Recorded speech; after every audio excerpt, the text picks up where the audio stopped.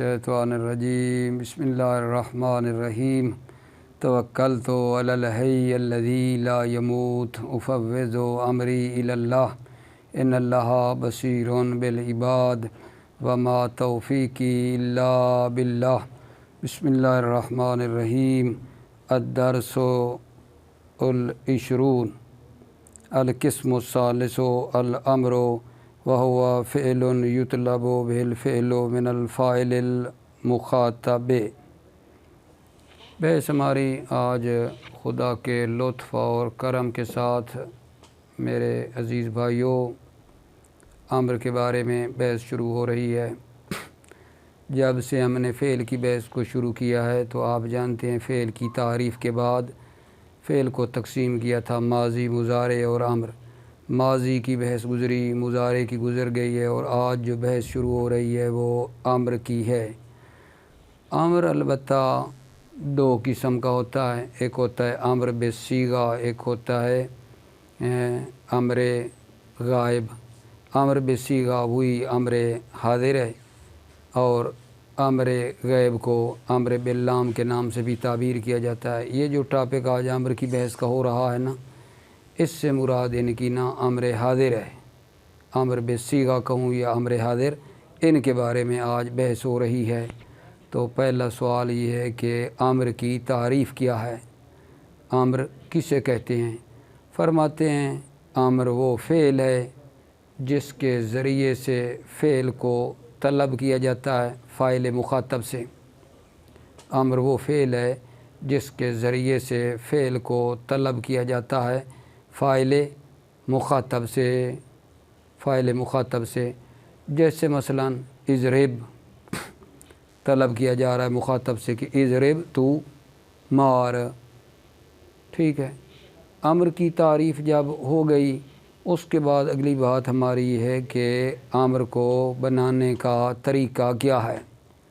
توجہ فرمانا میرے عزیزو، ہم لوگوں نے صرف میر میں بھی پڑھا ہے، آج پھر وہی بات ہے دہرا دیتا ہوں آپ کی خدمت میں۔ فرماتے ہیں جب ہم لوگ امر حاضر کو بنانا چاہ رہے ہوں گے تو امر حاضر بنتا ہے فعل مضارع مخاطب کے صیغے سے۔ فعل مضارع مخاطب کی جو علامت تا ہے حرف مضارع کو ہٹا دیں گے۔ حرف مضارع کو ہٹانے کے بعد والے کلمے کی طرف نظر کریں گے، ساکن ہے یا متحرک ہے، دو صورتیں ہیں۔ علامت مضارع ہٹانے کے بعد والا کلمہ ساکن ہے یا متحرک ہے۔ اگر ساکن ہوا تو ساکن سے کیونکہ ابتدا ہو نہیں سکتی، حمزہ وصلی لے کر آئیں گے۔ جب حمزہ وصلی آ گیا تو ہم اس کے بعد تیسرے کلمے کو دیکھیں گے۔ اگر وہاں تیسرے کلمے کے اوپر مضارع کے تیسرے کلمے کے اوپر ضمہ ہے تو اس حمزہ وصلی کو ضمہ دے دیں گے، ٹھیک ہے، آخر کو ساکن کر دیں گے، ٹھیک ہے۔ اور اگر تیسرے کلمے کے اوپر فتح ہوا یا کسرہ ہوا تیسرے کلمے پہ تو یہ حمزہ جو وصلی ہے نا اس کو کسرہ دے دیں گے، ٹھیک ہے، آخر کو جو ہے ساکن کرنا ہوتا ہے۔ یہ ہے امر حاضر بنانے کا طریقہ، اور اس کی دو صورتیں ہیں کہ علامت مضارع ہٹانے کے بعد پہلا کلمہ یا ساکن ہے یا متحرک ہے۔ ساکن ہے حمزہ وصلی لائیں گے، تیسرا کلمہ دیکھیں گے، تیسرا حرف دیکھیں گے۔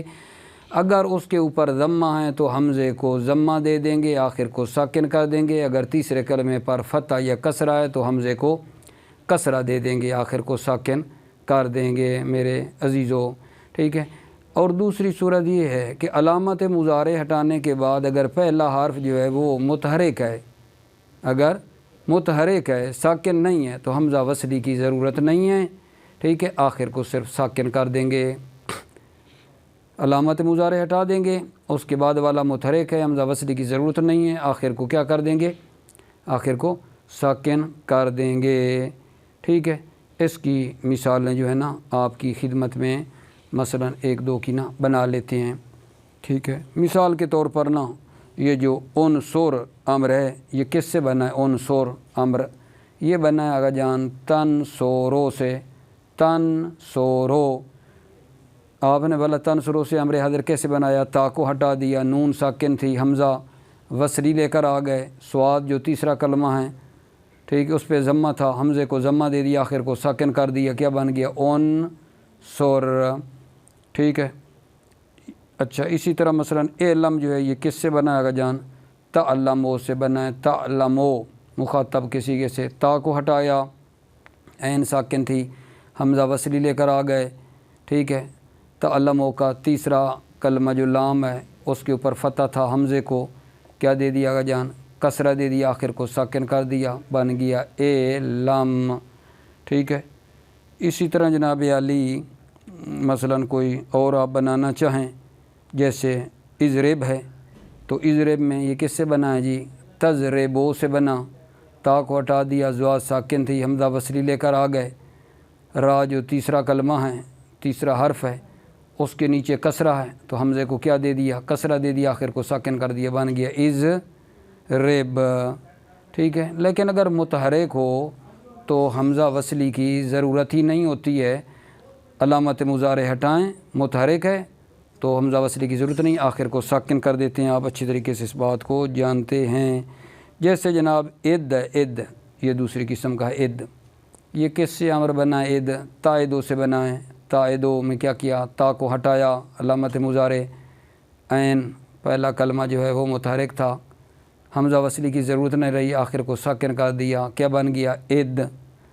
اسی طرح جناب حاسب ہے، یہ کس سے بنا ہے میرے عزیزو؟ تو حاسبو سے، تو حاسبو، تا کو ہٹا دیا، ٹھیک ہے، ہا متحرک تھی، حمزہ وصلی کی ضرورت نہ رہی، آخر کو ساکن کر دیا، بن گیا حاسب، ٹھیک ہے۔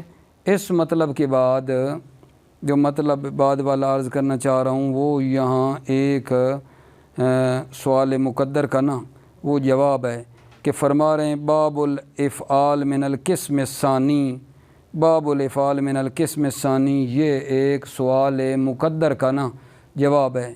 سوال یہ ہے کہ آپ نے دو قسمیں کی ہیں نا، دو قسمیں کی ہیں کہ جب ہم امر حاضر بنانے لگیں گے تو علامت مضارع گرا دیں گے مضارع مخاطب کے صیغے سے، بعد والے کو دیکھیں گے ساکن ہے یا متحرک، اگر ساکن ہے حمزہ وصلی لے کر آئیں گے، تیسرے کلمے کو دیکھیں گے ضمہ ہے تو اس کو ضمہ دے دیں گے، فتح یا کسرہ ہے تو اس حمزے کو کسرہ دے دیں گے، آخر کو ساکن کر دیں گے، یہ کہا نا۔ دوسری قسم تھی کہ علامت مضارع گرا دیں گے، بعد والا متحرک ہے، حمزے کی ضرورت نہیں رہے گی، ٹھیک ہے، اور آخر کو صرف کیا کریں گے؟ ساکن کر دیں گے۔ جیسا یہ دو باتیں آپ نے کی ہیں ہمارے سامنے، تو سوال کرنے والا یہ کہتا ہے کہ یہ جو باب افعال ہے اکرما یکرمو، یہ بنے گا تکرمو سے، تکرمو سے بنے گا، تکرمو کی تا کو کیا کریں گے؟ ہٹا دیں گے، تکرمو کی تا کو، تو آگے والا کیا آگا جان؟ ساکن ہے کاف، تک، حمزہ وصلی لے کر آ گئے، اور جو تیسرا حرف ہے وہ تکرمو، کسرہ ہے، حمزے کو کسرہ دے دیا، ٹھیک ہے، آخر کو ساکن کر دیا، بن گیا اکرم، ٹھیک ہے۔ تو یہ جو باب افعال کا امر ہے، ٹھیک ہے، اس کو پہلی قسم سے ہونا چاہیے، جبکہ مصنف اس کو کس سے شمار کر رہے ہیں؟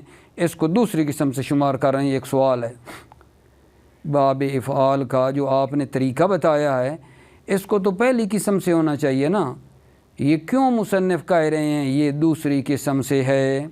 سوال سمجھیے نا۔ جب اس سوال کا جواب یہ ہے کہ بات ہماری پہلے والی بھی ٹھیک ہے، یہ بھی ٹھیک ہے، یہ باب افعال قسم ثانی سے ہے۔ قسم ثانی کون سی؟ کہ علامت مضارع گرا دیں تو پہلا حرف متحرک ہو، حمزہ وصلی کی ضرورت نہیں پڑتی ہے، اس لیے کہ یہ جو باب افعال ہے یہ جناب علی اس دوسری قسم سے ہے کہ جس کا پہلا حرف متحرک ہوتا ہے، کیونکہ یہ جو اکرم ہے نا، اکرم، اکرم نہیں ہے، اکرم ہے امر حاضر، اور وہ بنا ہے تو اکرمو سے بنا ہے، اور باب افعال کا جو حمزہ ہے وہ قطعی ہے، حمزہ وصلی نہیں ہے، وہ تو اکرمو سے اکرم بنتا ہے، اس لیے فرما رہے ہیں کہ یہ دوسری قسم کے ہے، باب افعال دوسری قسم سے ہے، پہلی قسم سے نہیں ہے کہ جہاں حمزہ لانا پڑتا ہے اور ابتدا ساکن ہوتی ہے، نہیں، یہ دوسری قسم سے ہے جہاں بھلا کیا ہوتا ہے؟ علامت مضارع گرا دیں تو پہلا حرف ہوتا ہے متحرک، اس قسم سے یہ مطلب ہے ہمارا۔ اور آگا جان اس کے بعد جو مطلب ہے وہ بڑی توجہ طلب ہے، وہ یہ ہے کہ امر حاضر جو ہے نا وہ مبنی ہوتا ہے علامت جزم پر۔ فعل امر حاضر جو ہے، امر حاضر مبنی ہوتا ہے علامت جزم پر، علامت جزم پر مبنی ہوتا ہے، جس طرح مضارع مبنی ہوتا ہے۔ ٹھیک ہے، اس بات کی نا تھوڑی توضیح کی ضرورت ہے کہ کیا مطلب ہے کہ امر حاضر مبنی ہوتا ہے علامت جزم پر جس طرح اس کی مضارع کی جزم آتی ہے۔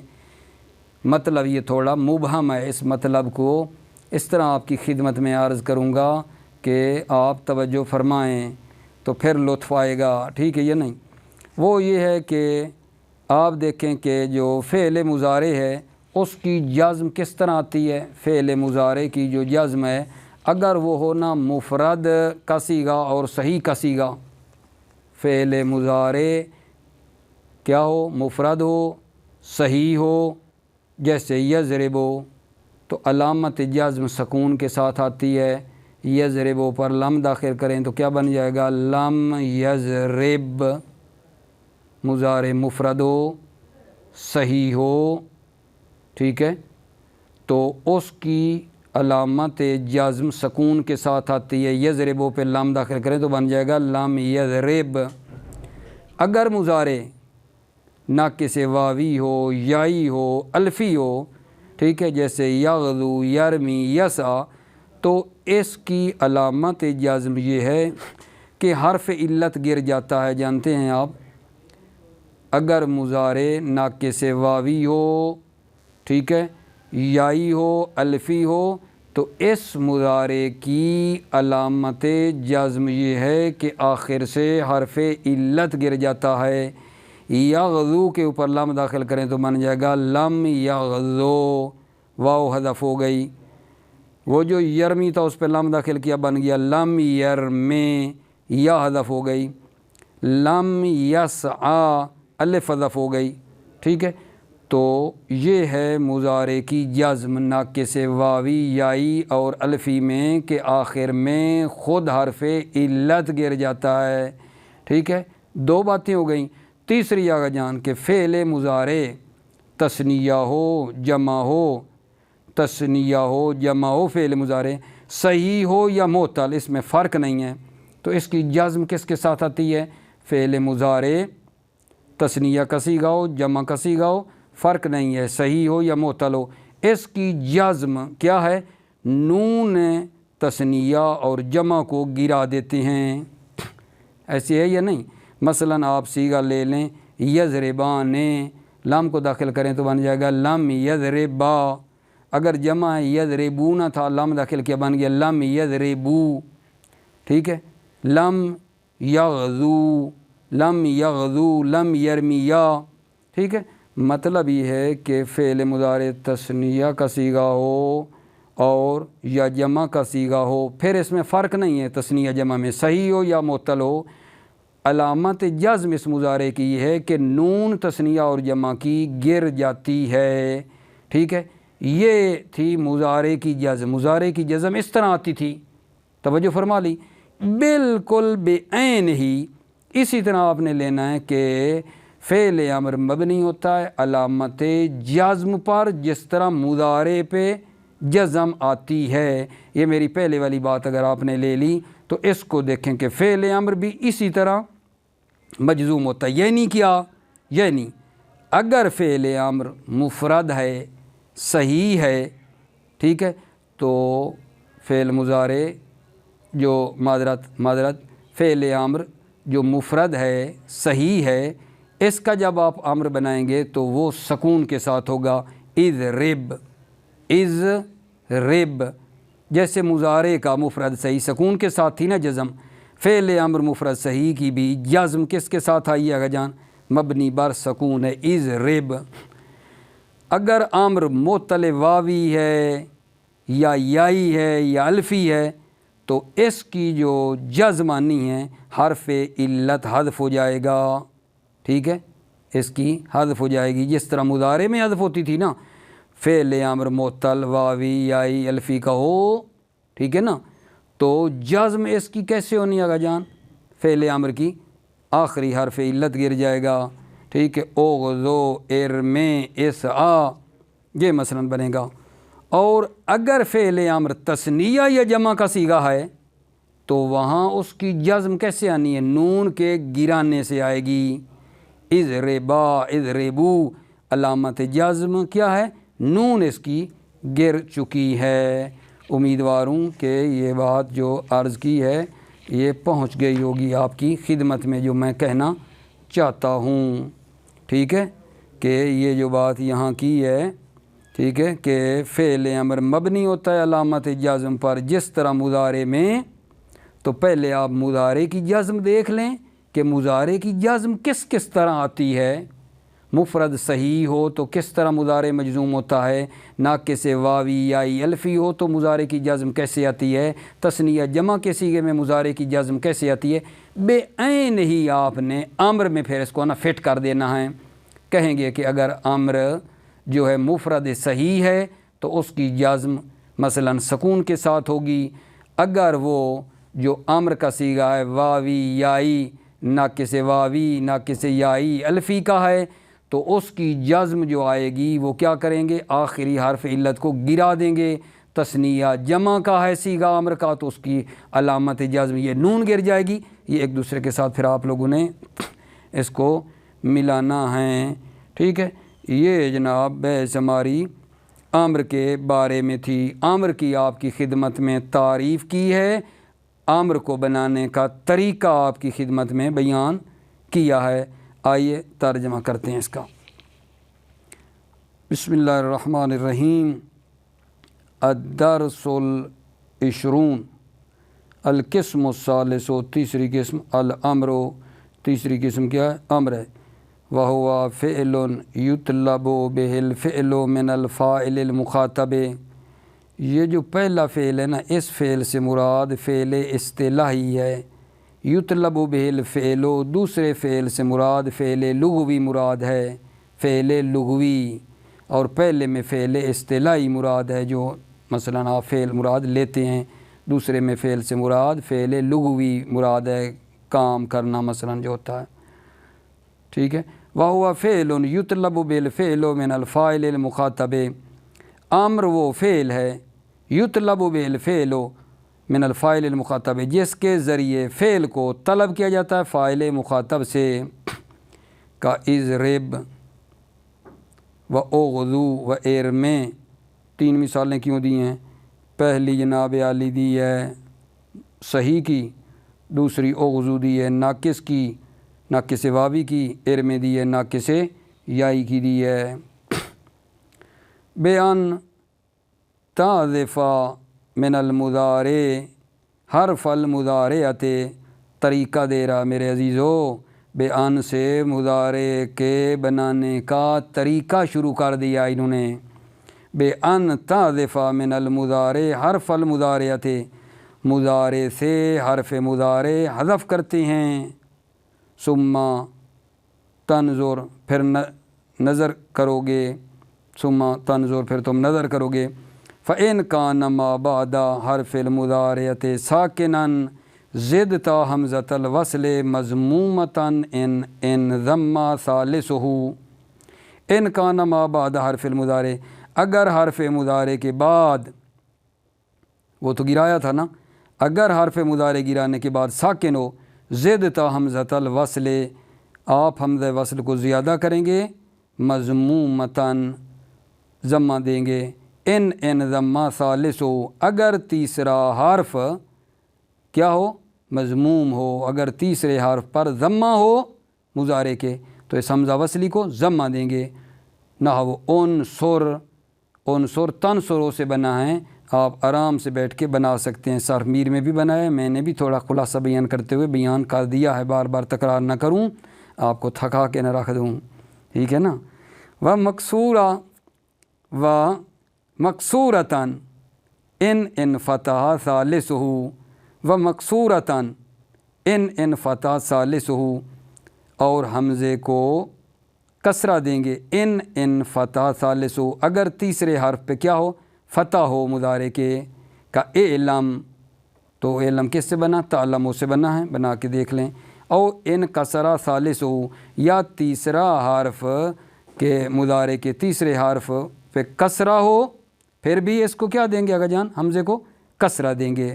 و مکسورتاً ان فتح ثالث ہو او ان کسرہ ثالث ہو، کسرہ دیں گے اگر تیسرے حرف پر فتح ہو، جیسے علم، او ان کسرہ ثالث ہو، یا تیسرے حرف پہ کسرہ ہو یا فتح ہو، کا اضرب ہے و اس تخرج۔ ٹھیک ہے، یہاں ایک بات ذہن میں آ رہی ہے، وہ عرض کرتے چلوں تو بہتر ہے، بریکٹ میں نا اس کو رکھ لیں۔ وہ یہ ہے کہ مثلا پہلے عام لوگ بھلا یہ کہتے تھے صرف میر میں یا شرح امثلہ وغیرہ میں، ٹھیک ہے، علامت مضارع کو گرا دیں گے، ٹھیک ہے، علامت مضارع گرانے کے بعد اگر ساکن ہو تو حمزہ وصلی لے کر آئیں گے، پھر عین کلمے کو دیکھیں گے، عین کلمے کے اوپر ضمہ ہو تو ضمہ دیں گے، فتح یا کسرہ ہو تو اس کو کسرہ دیں گے۔ ادھر کیوں کہہ رہا ہے یہ بات؟ میری توجہ فرمانا جان عزیزو، کہ تیسرے کلمے کو دیکھیں گے، تیسرے حرف کو دیکھیں گے، یہاں عین کلمے کی تو بات کوئی نہیں کی۔ کہیں آپ کے ذہن سے یہ بات ٹکرائی ہوگی کہ کہتے ہیں عین کلمے کو دیکھیں گے، عین کلمے کے اوپر ضمہ ہے تو حمزے کو ضمہ دے دیں گے، فتح یا کسرہ ہے تو حمزے کو کسرہ دے دیں گے، عین کلمے کو۔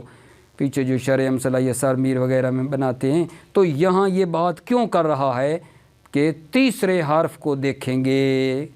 ٹھیک ہے، یہ میرا عرض ہے آپ کی خدمت میں، ٹھیک ہے۔ تو جواب سننا وہ یہ ہے کہ وہ جو بات وہاں کی ہے نا، وہ ثلاثی مجرد کے لیے تو ٹھیک ہے، فٹ ہے، عین کلمے کو دیکھیں گے۔ اگر فعل ہو نا ثلاثی مجرد، ٹھیک ہے، تو اس میں وہ ٹھیک ہے عین کلمہ، لیکن اگر مثلا ثلاثی مزید ہو تو وہاں تو وہ عین کلمہ بنتا ہی نہیں ہے، لہٰذا اس وجہ سے کہا ہے تیسرے حرف کو دیکھیں گے، کیونکہ ثلاثی مزید جو ہے میرے عزیزو، یہ جو استخرج ہے، ٹھیک ہے، یہ کس سے بنا ہے؟ تخرج مخاطب کے صیغے سے، ٹھیک ہے، تا کو عام لوگوں نے گرا دیا تو آگے سین ساکن ہے، ٹھیک ہے، حمزہ لے کر آ گئے، آگے یہ جو تا ہے کیا یہ کوئی عین کلمہ ہے؟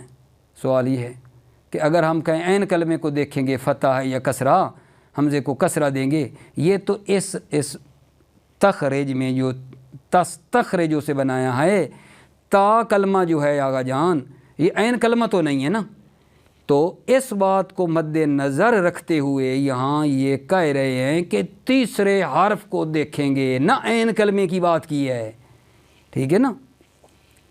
بریکٹ میری بند ہو گئی ہے، اگر آپ اس کو مد نظر رکھ لیں گے تو ممکن ہے کسی کے ذہن میں بات آئے۔ ابھی ادھر یہ کہہ رہے ہیں ہدایہ میں، ٹھیک ہے، ان ضمہ ثالثہ، ٹھیک ہے، تیسرے حرف کی بات کرتے ہیں، پہلے کچھ کہتے ہیں ابھی کچھ کہتے ہیں، پہلے کہتے تھے کہ جناب عین کلمے کو دیکھنا چاہیے، ابھی تیسرے کی بات کر رہے ہیں، کیا کوئی راز ہے؟ ہاں بھائی راز ہے، آپ کے سامنے عرض کیا اس بات کو، ٹھیک ہے، کہ اگر عین کلمے کو دیکھیں تو وہ ثلاثی مجرد سے صرف مربوط ہے، تیسرے حرف کو دیکھیں تو ثلاثی مزید بھی ماشاءاللہ ہماری شامل ہو جائے گی۔ جی آگے جانا، وَإِنْ كَانَ مُتَحَرِّكًا فَلَا حَاجَةَ إِلَى الْحَمْزَةِ، اگر علامت مضارع گرانے کے بعد، ٹھیک ہے، کیا ہوا؟ متحرکان، متحرک ہو، فلا حاجت الی الحمزۃ، تو حمزے کی ضرورت نہیں ہے۔ نہ وہ عید آغا جان کس سے بنا؟ تائدوں سے، ٹھیک ہے، بنا لینا، خود پہلے بھی بنایا ہے، وحاسب تو حاسبوں سے بنا ہے۔ وباب الافعال من القسم الثانی، یہ وہی جو عرض کیا ہے نا، سوال مقدر کا جواب ہے۔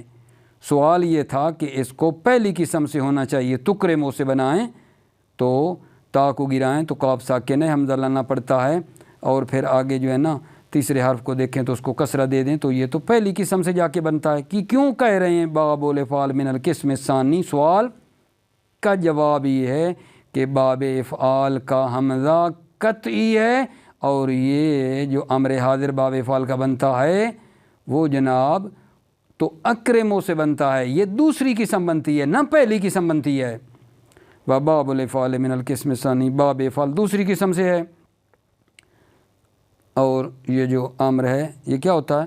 وہو مبنی علی علامت الجزم کما فی المضارعۃ، وہو یہ فعل امر مبنی ہوتا ہے علامت جزم پر، کما فی المضارعۃ، جس طرح مضارع میں مجزوم ہوتا ہے اسی طرح جو ہے امر حاضر مبنی ہوتا ہے علامت جزم پر۔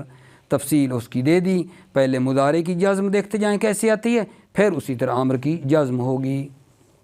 نحو اضرب، ٹھیک ہے، اضرب یہ مفرد ہے، صحیح ہے، ٹھیک ہے، تو اس کی جزم کس کے ساتھ آ جائیے، سکون کے ساتھ ہے. اغزو ناقص واوی ہے، ارم ناقص یائی ہے، اسعى ناقص الفی ہے. ان کی جزم کس کے ساتھ ہے، آخری حرف کو گرانے کے ساتھ ہے. اضربا اور اضربو میں جزم کس کے ساتھ آئی ہے، نون کو حذف کرنے کے ساتھ ہے. ودا رج میں سکون کے ساتھ ہے، ٹھیک ہے. فصل، امر کے بعد جو دوسری فصل ہماری شروع ہو رہی ہے وہ یہ ہے فعل ما لم یسمى فاعلو. فعل ما لم یسمى فاعلو، وہ فعل جس کے فاعل کا نام نہ لیا گیا ہو. ٹھیک ہے آقا جان، یعنی کس کی بات ہو رہی ہے، وہ فعل جس کے فاعل کا نام نہ لیا گیا ہو. فعل مجہول کی بات ہو رہی ہے. فعل مجہول کیا ہوتا ہے، جس کے جانتے ہیں آپ لوگ یقیناً، فعل مجہول وہ ہوتا ہے جس کے فاعل کو حذف کیا گیا ہو اور مفعول کو فاعل کی جگہ پہ رکھا گیا ہو، تو اس کو کہتے ہیں فعل مجہول. دوسرا نام ہے فعل ما لم یسمى فاعلو، فعل جس کے فاعل کا نام نہیں لیا گیا ہے. فعل جس کے فاعل کا نام نہیں لیا گیا، یا کہوں فعل مجہول وہ کیا ہوتا ہے، وہ ہے فعل مجہول وہ ہے جس کے فاعل کو حذف کیا گیا ہو اور مفعول کو فاعل کی جگہ پر رکھا گیا ہو. یہ جو ہے نا فعل ما لم یسمى فاعلو، فعل مجہول، یہ آقا جان کس سے بنتا ہے، یہ صرف مخصوص ہے فعل متعدی کے ساتھ ہے. نقطہ ہے نقطہ، یعنی یہ جو فعل مجہول بنانا ہے، فاعل حذف کر دیں، مفعول کو فاعل کی جگہ پہ رکھیں، یہ صرف فعل متعدی کے ساتھ مخصوص ہے. کیوں بھلا؟ کیونکہ فعل متعدی میں ایک فاعل ہوگا ایک مفعول ہوگا، ہے نا میرے عزیزو. فاعل جب حذف ہوگا تو مفعول آ کر فاعل کی جگہ پہ بیٹھے گا، ٹھیک ہے. لیکن اگر ہو فعل لازم، فعل لازم کا تو مفعول ہوتا ہی کوئی نہیں ہے، تاکہ فاعل حذف ہو تو مفعول آ کر مثلا اس فاعل کی جگہ کے اوپر بیٹھے. لہذا یہ نقطہ ہے کہ یہ جو کہا نا فعل ما لم یسمى فاعلو، وہ فعل جس کے فاعل کا نام نہ لیا گیا ہو، یہ مخصوص ہے فعل متعدی کے ساتھ.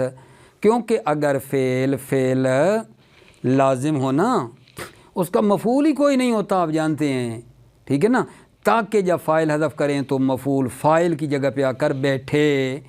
ایک بات اب یہ کہ آگے جناب اس کا طریقہ دے رہے ہیں کہ فعل مجہول بنانے کا طریقہ کیا ہے. فعل مجہول جو ہے نا اس کے بنانے کا طریقہ کیا ہے. پہلے ماضی کا طریقہ بتاتے ہیں، پھر جناب مضارع کا آپ کی خدمت میں طریقہ بتاتے ہیں کہ فعل مجہول کو کیسے بنایا جاتا ہے. تو یہ جو ماضی ہے نا، ماضی آگا جان افعال کی جو ماضی ہے اس کی نا تین آپ صورتیں تصور کر لیں. کچھ چاہے ثلاثی ہو، رباعی ہو، ثلاثی مزید فی ہو، ٹھیک ہے، رباعی مزید فی ہو، یہ جو افعال ہیں ان کی جو ماضی ہے نا وہ تین قسموں سے تقریباً باہر نہیں ہیں. ٹھیک ہے، پہلی قسم یہ ہے، ٹھیک ہے، کہ ان کے شروع میں، ماضی کے شروع میں نہ حمزہ وصلی ہے نہ تائے زیدہ ہے. ٹھیک ہے، ایک. دوسری صورت یہ ہے کہ کچھ ماضیاں وہ ہیں جن کے شروع میں تائے زیدہ آ رہی ہوتی ہے. ٹھیک ہے، اور تیسری قسم یہ ہے کہ کچھ ماضی وہ ہے جن کے شروع میں حمزہ وصلی لگا ہوا ہوتا ہے. ان تین کا بنانے کا طریقہ نہ فعل مجہول کا جناب علی الگ الگ ہے. تینوں کا جو طریقہ ہے وہ الگ الگ ہے، جو میں آپ کی خدمت میں بہت ہی مختصر انداز میں عرض کرنا چاہتا ہوں. وہ یہ ہے کہ اگر ہم لوگ لیں پہلا لے لیں آگا جان، کہ جہاں کیا ہے آگا جان، علامت جو مثلاً تھی نا مضارع ماضی، معذرت چاہتا ہوں، جہاں تین قسمیں بنائی ہیں نا فعل ماضی کی کہ جن کے شروع میں نہ حمزہ وصلی ہے نہ تائے زیدہ لگی ہوئی ہے، تو وہاں یہ کیا جاتا ہے، بنانے کا طریقہ یہ ہے کہ ابتدا میں پہلے کلمے کو ضمہ دے دیں، پہلے لفظ کو ضمہ دے دیں، آخر کے ما قبل کو کسرہ دے دیں. یہ ہے اس کا طریقہ. اچھا، دوسری وہ ماضی جن کے شروع میں تا آ رہا ہوتا ہے، ٹھیک ہے، تو اس کا کیا کرتے ہیں، اس کے مجہول بنانے کا طریقہ یہ ہے، پہلے تا کو بھی ضمہ دے دیں، ٹھیک ہے، اور جو دوسرا حرف ہے پہلے کو بھی ضمہ دے دیں، ٹھیک ہے، اور تا کو بھی ضمہ دے دیں، آخر کے ما قبل کو کسرہ دے دیں، ٹھیک ہے۔ اور جو تیسری صورت ہے جہاں حمزہ وصلی ہوتا ہے، وہ ماضیاں جن کے شروع میں حمزہ وصلی ہوتا ہے، وہاں کیا کرتے ہیں آقا جان، جہاں حمزہ وصلی لگا ہوتا ہے، حمزہ وصلی کو وہاں ہم نے یہ کرنا ہے مجہول بنانے کے طریقے میں، پہلا حرف متحرک، وہاں یہاں دیکھیں گے پہلا حرف متحرک کو ضمہ دے دیں گے، آخر کے ما قبل کو کسرہ دے دیں گے، اور جو حمزہ وصلی کو حرکت دینی ہے نا وہ پہلے حرف متحرک سے کے تابع ہوتا ہے، پہلے حرف متحرک کو ضمہ دیا تو حمزہ وصلی کو بھی ضمہ دے دیں گے، ٹھیک ہے۔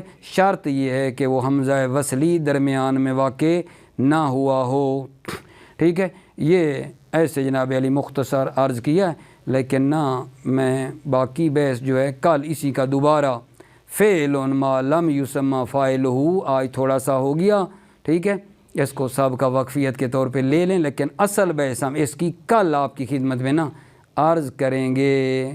موفق رہیں، مؤید رہیں، سلامت رہیں۔